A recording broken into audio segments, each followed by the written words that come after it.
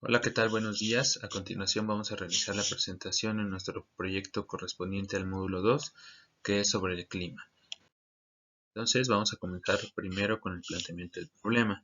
Y nosotros planteamos que el clima ejerce una influencia indudable sobre nuestras vidas y actividades cotidianas, condicionando acciones diarias o cotidianas como el tipo de ropa con el que vestimos o la elección del color de una casa o incluso de un automóvil, hasta influencias a nivel planetario como puede ser la distribución de los ecosistemas.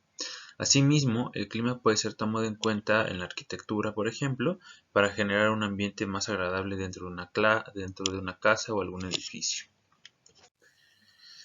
Para este segundo proyecto nosotros recurrimos a algunos principios o conceptos utilizados que son los siguientes. Primero nosotros hablamos de albedo. El albedo se refiere al porcentaje de radiación que reflejan los materiales, es decir, aquella radiación que no es absorbida. En segundo lugar, la convección, que es una de las formas de transferencia de calor en la que los fluidos se calientan al aumentar su volumen, por lo que disminuyen su densidad y ascienden, sucediendo lo contrario cuando se enfrían. Es decir, cuando los fluidos se enfrían, entonces aumenta su densidad, por lo tanto tienden a descender. También recurrimos al concepto de equinoccios, ¿no?, que se refiere a los momentos anuales en los que los rayos del sol caen perpendiculares sobre la línea ecuatorial. Esto sucede 2 veces al año. La primera vez entre el 19 y 21 de marzo, en donde en esa fecha da inicio a la primavera en el hemisferio norte, y en esa misma fecha da inicio el otoño en el hemisferio sur. Tenemos otro equinoccio en el año que sucede entre el 21 y 24 de septiembre, donde inicia el otoño en el hemisferio norte y al revés la primavera en el hemisferio sur. También tenemos que hablar y entonces aclarar son los solsticios.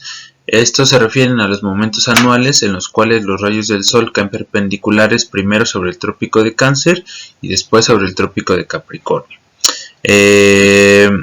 Esto sucede también 2 veces al año, entre el 20 y 21 de junio, en donde da inicio el verano en el hemisferio norte y da inicio el invierno en el hemisferio sur. Y la segunda ocasión que sucede en el año es entre el 20 y 21 de diciembre, en donde da inicio el invierno en el hemisferio norte y el verano en el hemisferio sur. Finalmente, tenemos que hablar también de la inclinación de los rayos del sol. Cuando los rayos del sol caen perpendiculares al suelo, estos concentran su calor dentro de una menor área o un menor espacio, por lo que tienden a concentrar el calor. En cambio, cuando los rayos del sol caen de manera inclinada, se dispersa su calor, pues tienden a cubrir una mayor área. La inclinación de los rayos del sol entonces dependerá de 2 factores principalmente: la hora del día, es decir, al amanecer y al atardecer los rayos del sol tendrán una mayor inclinación, siendo el mediodía la hora donde tendrán la menor inclinación, es decir, donde tenderán a caer de manera perpendicular sobre la superficie de la Tierra. Y el segundo factor que incluye para la inclinación de los rayos solares es la propia inclinación del eje terrestre, así como la circunferencia de la Tierra.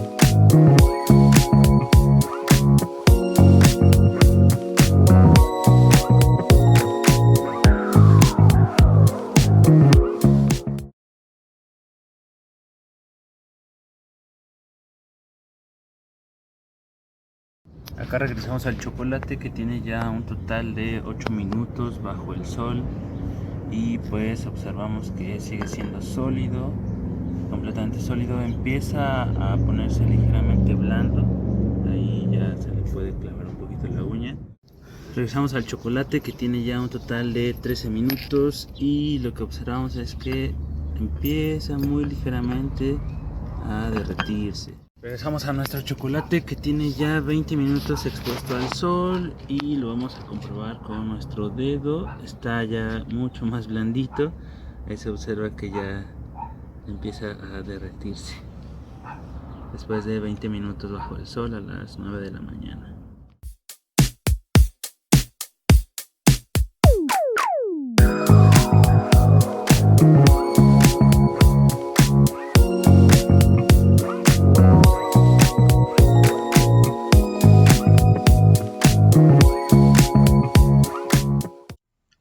A continuación, podemos observar algunos cálculos que se realizaron para medir la inclinación de los rayos del Sol en dos distintas ciudades con latitudes distintas en hemisferios norte y sur respectivamente.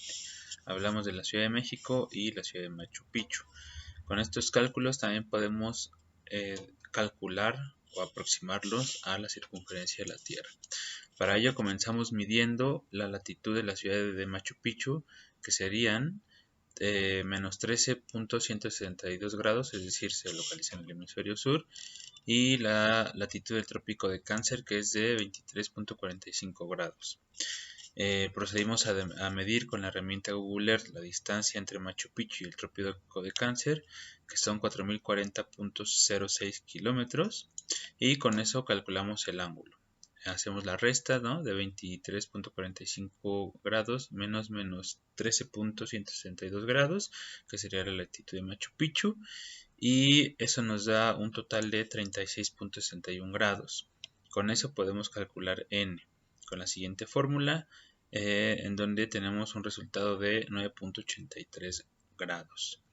Con ese cálculo nosotros podemos ahora calcular o aproximarnos al cálculo de la circunferencia de la Tierra. Reemplazamos los valores y nos da un valor aproximado de 39.726.8 kilómetros, que es bastante aproximado al cálculo real.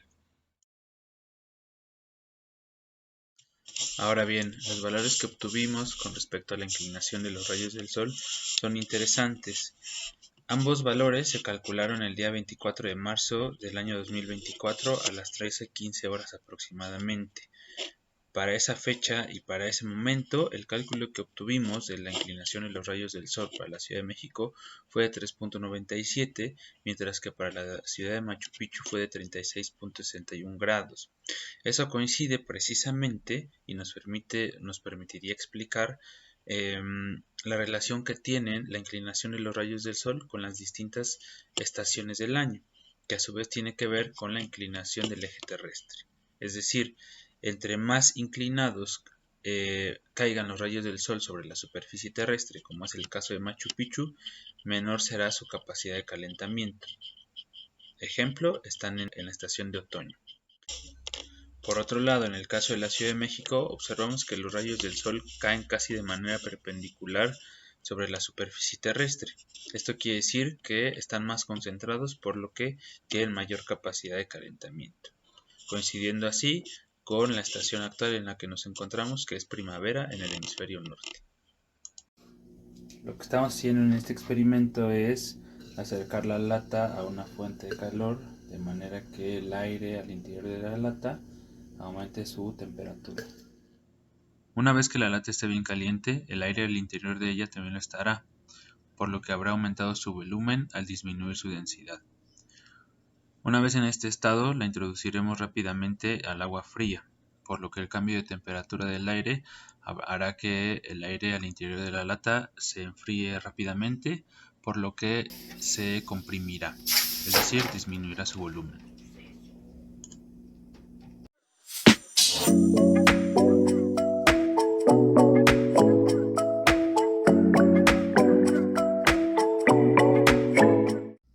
Con este experimento trataremos de comprobar el albedo. Hemos introducido este termómetro para comprobar la temperatura de dos líquidos que han estado en reposo en temperatura ambiente desde hace aproximadamente 2 horas. Tenemos agua, cuya temperatura en este momento es de 23 grados centígrados. Por el otro lado tenemos café. Vamos a medir su temperatura.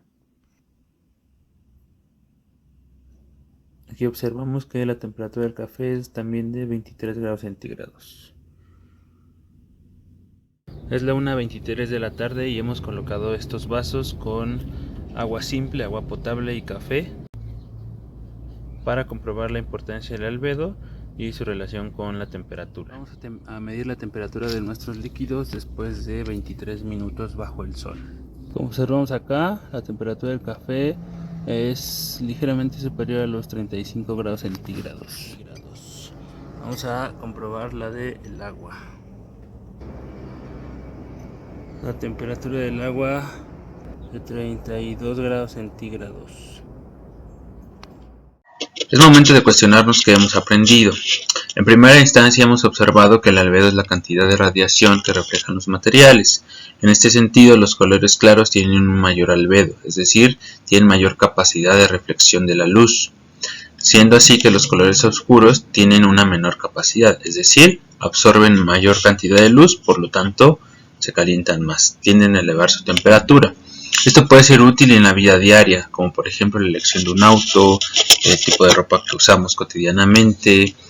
En segundo lugar, hemos observado que la convección es el ascenso de un fluido cuando éste se calienta y disminuye su densidad, sucediendo lo inverso cuando se enfría. Es decir, cuando disminuye la temperatura de este fluido, su densidad aumenta, por lo que tenderá a disminuir o a bajar. Esto puede ser útil, por ejemplo, si lo aplicamos en la construcción de alguna casa.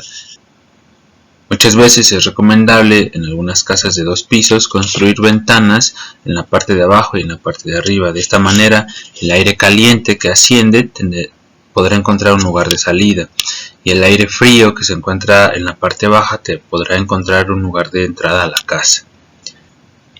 Finalmente observamos y entendimos qué son los solsticios y los equinoccios, que se refieren a los momentos en los cuales los rayos del sol impactan perpendicularmente en algunas de las líneas imaginarias más importantes, como es el Ecuador y los trópicos de Cáncer y de Capricornio.